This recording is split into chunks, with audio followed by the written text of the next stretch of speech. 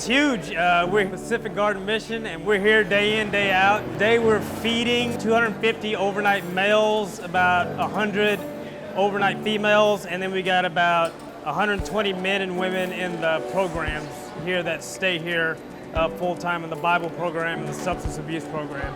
Thank you, Rimini Street, for coming here today and loving on our residents, your servanthood and your compassion, your big Kool-Aid smiles that you present to our residents is very much appreciative, and we're very grateful for everything you're doing here for our residents today. Whenever we can get an extra boost, some extra hands, it takes the pressure off of us, and it helps the guests, see new faces, and it puts a smile on their face just to see that people in the community care about, the homeless population in Chicago. People do care about them. People do love them.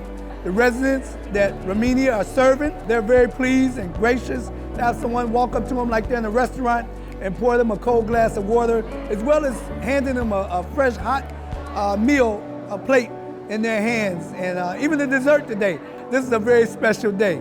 And glad we have made this connection today, and grateful for your time of servanthood and love and compassion on our residents.